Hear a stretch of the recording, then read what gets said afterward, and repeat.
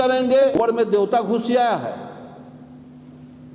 गाय मेरी माता है तो कहो सांड मेरा बाप है, भैंसी मेरी मौसी है, भैंसा मेरा मौसा है, बकरी मेरी दादी है, बोका मेरा दादा है। ये कहने के लिए है कोई तैयार? इस देश को गधा बना करके ब्राह्मणवाद रख दिया। संपूर्ण भारत के 90% के लोग अंधविश्वासी अज्ञानी बन करके ब्राह्मणवाद के पुराने घीस लीक पीठ पर चलने वाले लोग हैं। चाइना का हमारे यहाँ आता है, वैशाली में सैकड़ों बौद्धिस्ट, चाइनीज, कोरियन, जापानी, अमेरिकन, ये सब आता रहता है। सबसे तर्क वितर्क होते हैं। उनके एथी में जाकर के मैं घंटों गपशप बहुत तर्क वितर्क करते हैं।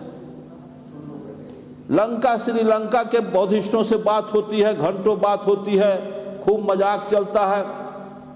तो चाइनीज में मुझसे कहा कि अरे गुप्ता भाई क्या कहते हो,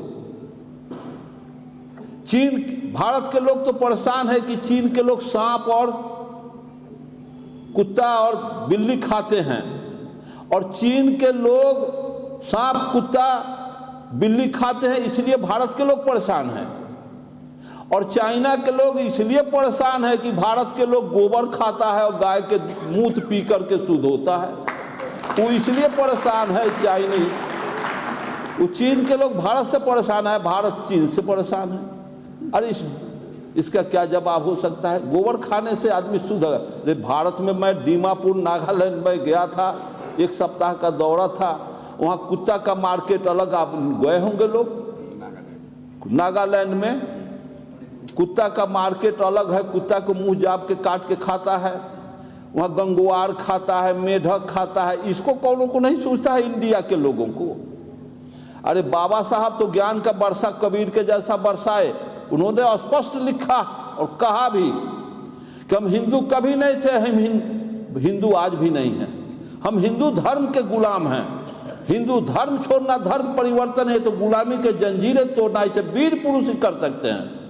हिंदू धर्म सवर्णों का है, हम किसी भी वर्ण में नहीं आते हैं। हिंदू सवर्ण है, हम अवर्ण हैं।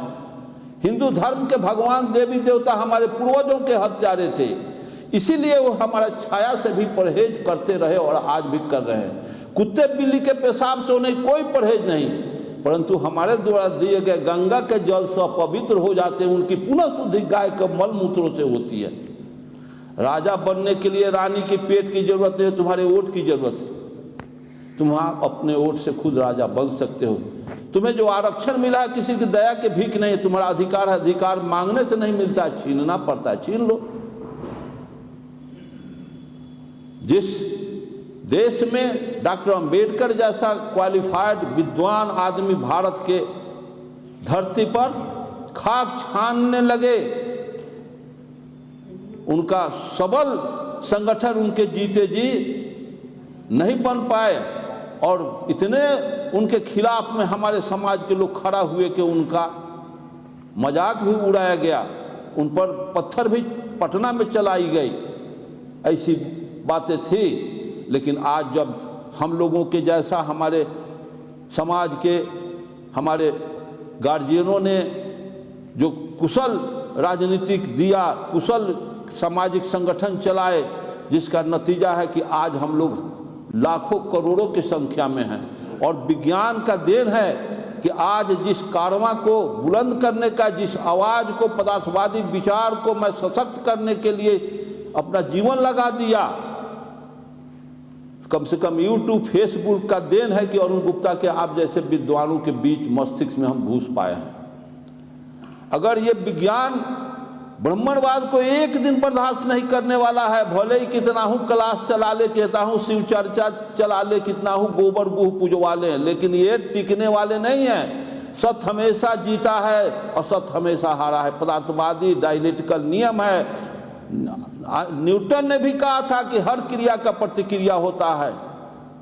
ऐसी व्यवस्था जब विज्ञान है प्रकृति के अंदर और हम ईश्वरवादी बने हैं, तो चेंजिंग प्रकृति का नियम है, इसको कोई रोक नहीं सकता है। यही कारण है तो ब्राह्मणवाद भी जाएगा, प्रकृति के अंदर है। ब्राह्मणवाद को कोई रोक नहीं सकता है, कितना ही ताकत लगा दे, अंबेडकरवाद आएगा और पदार्थवाद का जीत होगा और अध्यात्मवाद का, ढोंगवाद का, झूठवाद का पतन होगा।